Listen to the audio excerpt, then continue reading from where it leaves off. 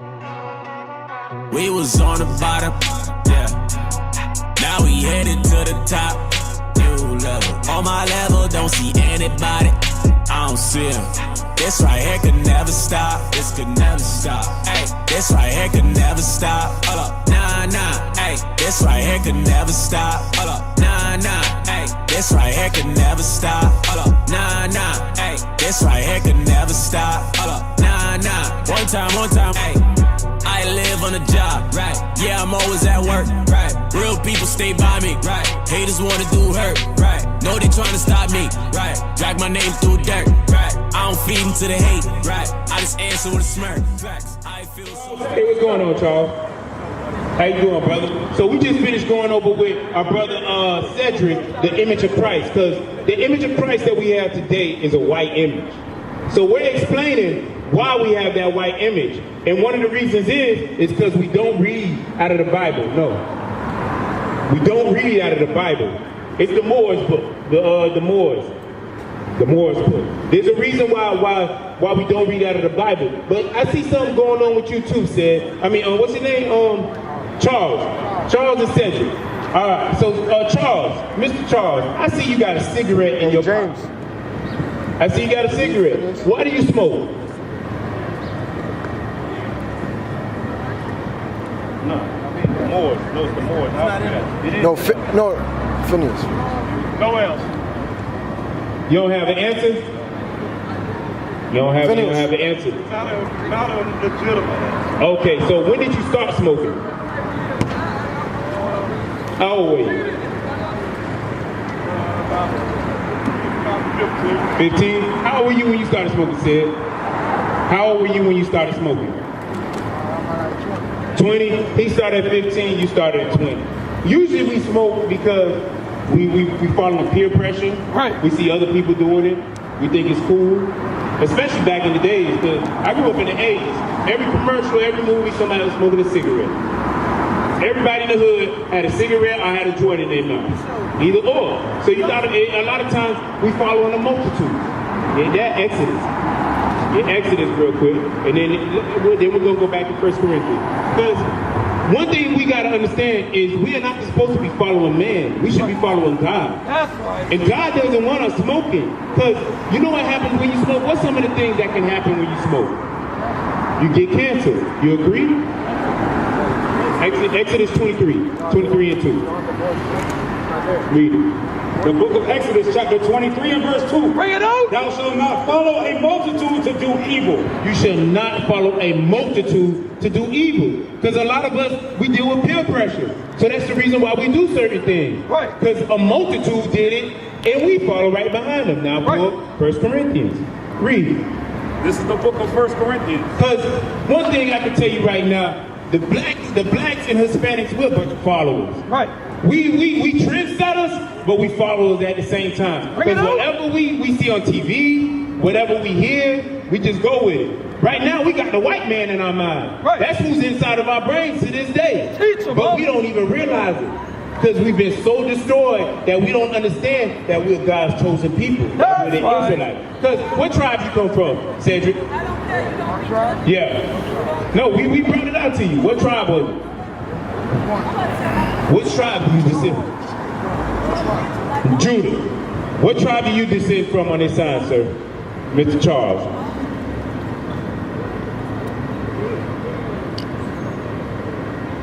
Judah. So we got two brothers from the tribe of Judah.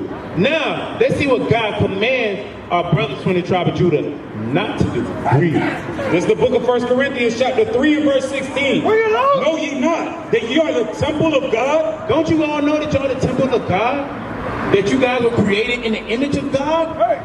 Read. And that the Spirit of God dwelleth in you? If any man defile the temple of God. Meaning, if you smoke cigarettes, you fornicate, you drink too much, you destroying the temple of God. Now, I got a question for you. If somebody came inside of your house and destroyed your house and you just let them borrow it for a few hours, would you be mad? You'll be hot. How? If you, hey, Mr. Charles, if you let somebody borrow your bike just to go to the corner store, but when they bring it back, the tire gone, it's bent, would you be hot? Of course. So now, if we're the temple of God and we belong to God, let's find out how God feels about us smoking, getting too intoxicated, getting high. Read. If any man defile the temple of God, him shall God destroy. God will destroy you. And guess what? One of those ways is cigarettes. One of those ways is you walking across the street and a car hitting you. Right. One of those ways is you going to sleep and not waking up. Right.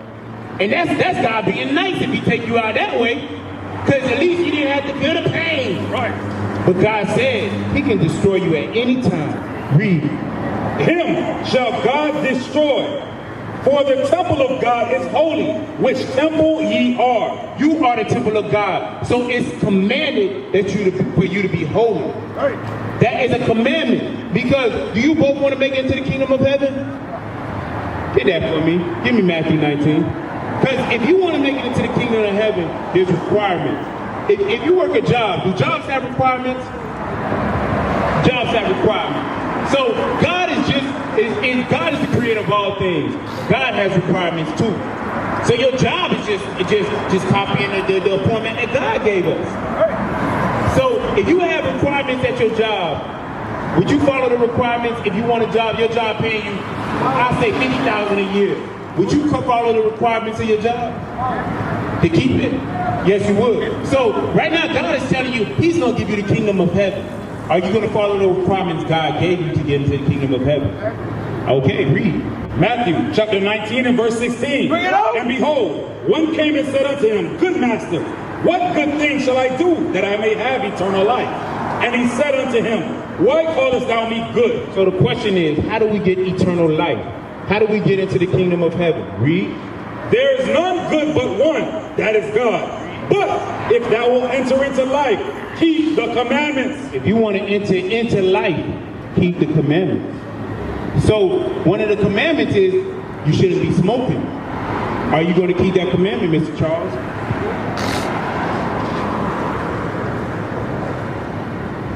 All praises, all praises. That's a sign of repentance.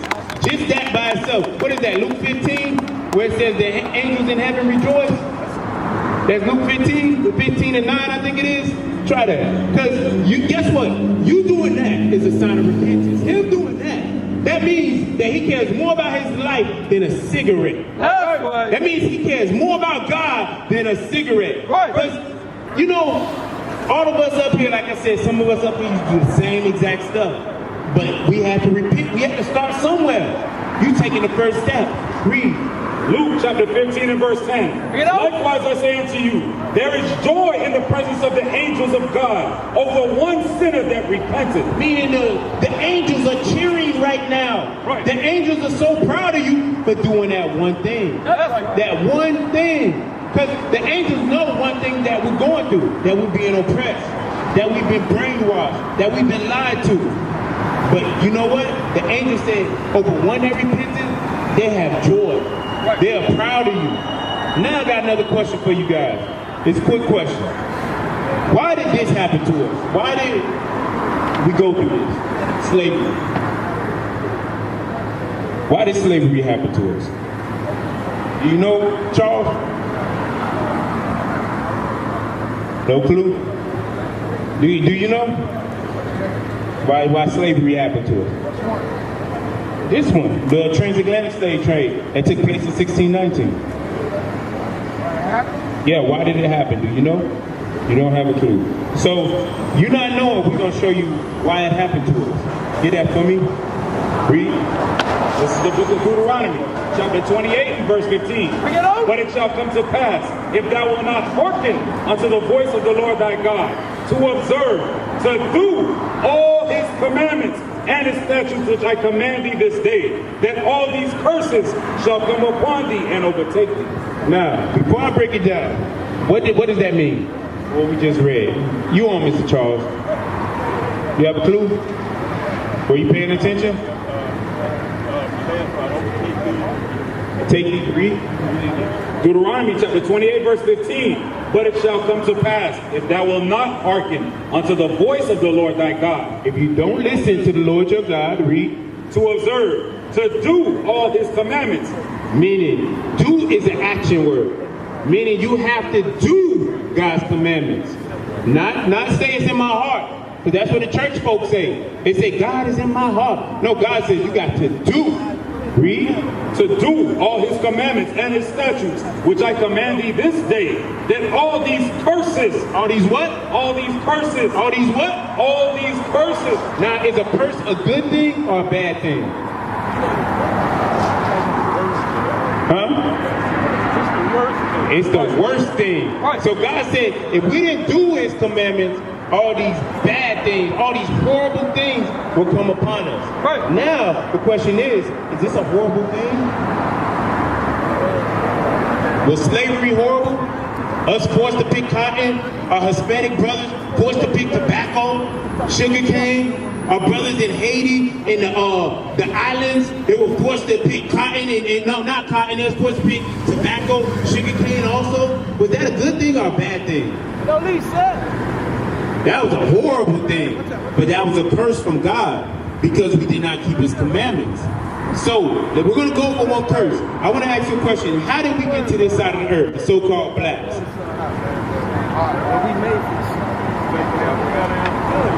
No, I want to ask you, because they talk about it every February, Black History Month. They show it in the movies. How they say that we got to this side of the earth?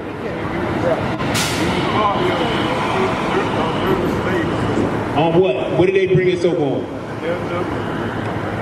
Yeah, on the ships, right? You naming the names of the ships. So they brought us over here in slavery on slave ships. Now, if God is knowing all, that all-knowing God, will he write that down to happen to his chosen people? Will he document that for us to read about? If God knows the beginning and the end. So have you ever read it in the Bible where it says that we were going to slavery on ships?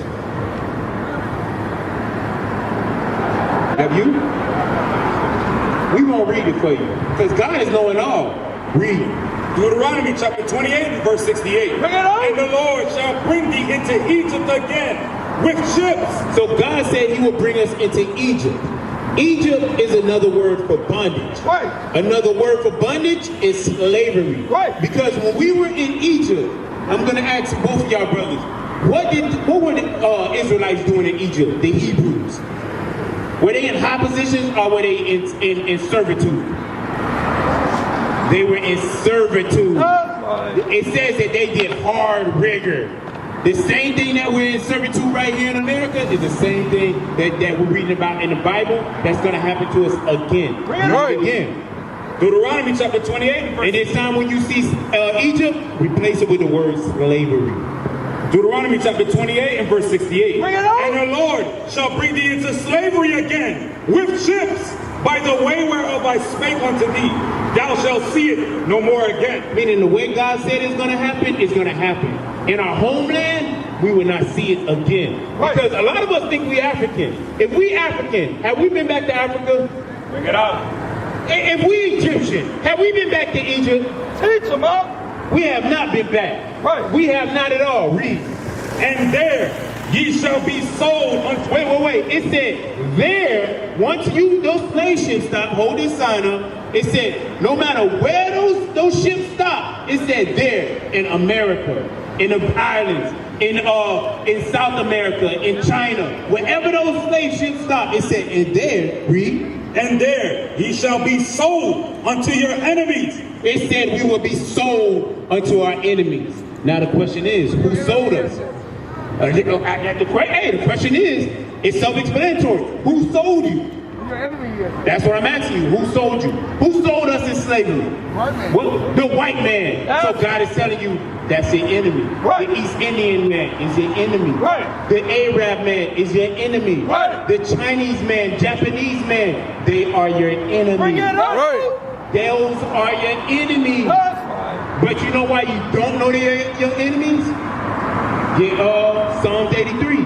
This is why you don't know that they're your enemies. Because if they did this to us, do you think God's going to forgive them for doing that to us? Heck no. Heck no. There's no way. Because the only people that get repentance is Israel. Right. Those 12 tribes, the blacks, Hispanics, and Native Americans. Huh? You got killed. Yeah, we got killed. Killed black slaves. Yeah, they killed us by the number.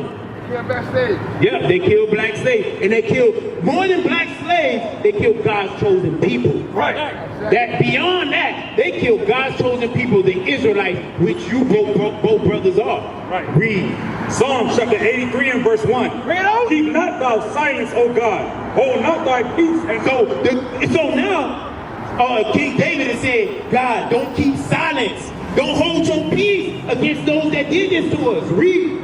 And be not still, O God. For lo, thine enemies make a tumult, and they that hated thee. Wait. It says our enemies make a tumult, meaning that's a large gathering to come against us. Because do they have on the World Council a seat for the African American man? Bring it out. No! We don't got no say so. Right. They tell you to vote, but guess what? Your vote don't mean nothing. You think they're gonna let some people that they think are niggas and spicks pick who the next president's gonna be? They tell you go out and vote in number. But guess what? When Hillary Clinton went and voted, we came out in numbers in droves. Right. But that didn't mean nothing. It came down to the electoral vote. Right. And guess who they chose? They chose Trump. So your vote don't mean nothing. So if your vote don't mean nothing, should you even be voting? Right. Nah. Read it again. For lo, thine enemies make a tumult, and they that hate thee have lifted up the head. They have taken crafty counsel. They have taken crafty counsel. Guess where the crafty counsel comes from? Your enemy. Right. The so-called white man in America. The so-called Arab man. Right. The so-called East Indian man. Right. All these nations that aren't on this side are against thee. Right. And you know what that crafty counsel comes with? A church on every corner. Right. Teach them. More than you. Hey, how many churches are in this community? Can one of y'all brothers tell me? Wake up, Charles. Wake up. Hey, wake up, Cedric. How many churches in this community? Well, he said 1,000. Hey, that's how many. Hey, Mr. Charles. That means there's so many churches in the community you can't even count them. Right. Read. They have taken crafty counsel against thy people. The crafty counsel against our people is the school system. Right. The political system. Right. All this is crafty counsel. You know what else is crafty counsel? Well, hey, where Rolf at? Get that in that you put. They put the blacks against the light skin. Get that for me real quick. And Willie Lynch. Yeah, get that. Because that was crafty counsel. And we still follow about that today. Because the sister with the nice, what they call the nice flowy hair, the other sisters in the hood, they don't like her. The dark-skinned man in the community, the light-skinned sisters sometimes treat them rough. Hey, they treat us different. And the Hispanics, when they come in our community, we treat them like they're not our brothers and sisters. That was all crafty counsel. Right. Read that again. They have taken crafty counsel against thy people, and consulted against thy hidden ones. They have said, come, let us cut them off from being a nation. Now, I want to touch some key points. It says thy hidden ones. How do you think we hid to this day? How are we lost and hidden? You got any idea? I see you thinking, Mr. Charles. I can see the smoke coming out your ears. Hey, I'm gonna tell you. How they did it was telling you you're African American and not from the tribe of Judah. By telling you you're not an Israelite, but you're American. That's crafty counsel. That's hidden. Because if you go about your whole life saying that you're African American, that means the truth of who you are is hidden from you. Right? You agree, Charles? I mean, you agree, Seth? Correct. Read. They have said, come, let us cut them off from being a nation. So they cut us off from being a nation. So they cut us off from being a nation. You understand? What, you thirsty, Seth? No, I'm on my water. I was about to say, we got water right here. You want some water? My mom wanted water. Okay. Yeah, go get your mama water, man. Because she been sitting there listening all this time. So listen. So now my question is, Charles, did they not cut us off from being a nation? They did. So they cut us off from being a nation. And you know what happened when they cut us off from being a nation? They took away our heritage. Right. And you know what's part of our heritage? Give me Leviticus 21:5. Let's go into parts of our heritage. Because you a man. I'm a man. What do men grow on their face that grows back every time we shave it off? The hair, the beard. What grows on our head that if we shave it off every single time, what does it do? It grows right back. What is it? Hair, right? Now, hey, do you mind taking off your hat real quick, Mr. Charles? Let me see what you got on underneath there. All right, okay, no. Hey, you can take it off. You're a righteous brother. Read that. Leviticus chapter 21 and verse 5. Bring it out. They shall not make baldness upon their heads. You should not bald your head. Right. Meaning you shouldn't be getting the Steve Harvey, the Michael Jordan, Right. none of that. Right. God says part of your heritage, part of coming back to him is not getting a bald head. Right. Read. Neither shall they shave off the corner of their beard. Meaning you should not shave off your beard because your beard is a sign of manly dignity. Right? You got that? Oh, get that in the Bible dictionary. You didn't get the other one, Oh, okay, then. You should tap me. You know, spirit was rolling. Hey, so read it again. Leviticus chapter 21 and verse 5. They shall not make baldness upon their head. Neither shall they shave off the corner of their beard. Because guess what? When you shave off the corners of your beard, you're saying that God made a mistake. Right. That God didn't create you properly. Right. When you shave off your head, your hair on your head, you're saying God made a mistake. Teach him, huh? God didn't want me to have hair. He Right. meant for me to be bald. Right. But the Israelite man, God says, when you got hair on your face and hair on your head, it's a sign of male dignity. Yes, It's a sign right. of royalty. Right. Read that. This is the Compact Bible Dictionary. Beard, a badge of manly dignity. It's a badge of manly dignity. Right. Read on.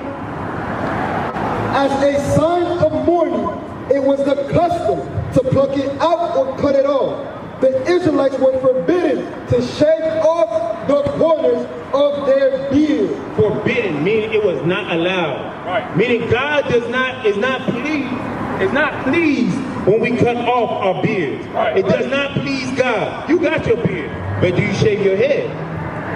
Sometimes. So God's not pleased with that. You can't shave your beard or your head. Do you shave your beard sometimes, Mr. Charles? God's not pleased with that. So as a sign of repentance, like you threw away the cigarette, what's another sign of repentance? Let your beard grow. That's right. So after you heard all this, what should you do? Let it grow. So that's another sign of repentance. Hey, said, should you shave off your hair anymore? No. So that's a sign of repentance. Because all of us want to get into the kingdom of heaven. Right. So in order to do that, we have to keep God's commandments. We used to scream black power while heroin was pushed. But at the end of the day, nothing's in vain. IUIC has been given a vision. The tents of Judah has risen. Many has attempted the mission. Minor murmuring, omitting, and missing the mark. Just reading that he had the flame of fire in his eyes gave us the spark. We on Paul's mission. We out on the road, purple and gold. From Mexico, Cuba, Haiti, Ghana, Sierra Leone. 144,000 boots banging, concrete crackling. These are our men repented at heart. The scriptures is proof. IUIC, we deliver the truth.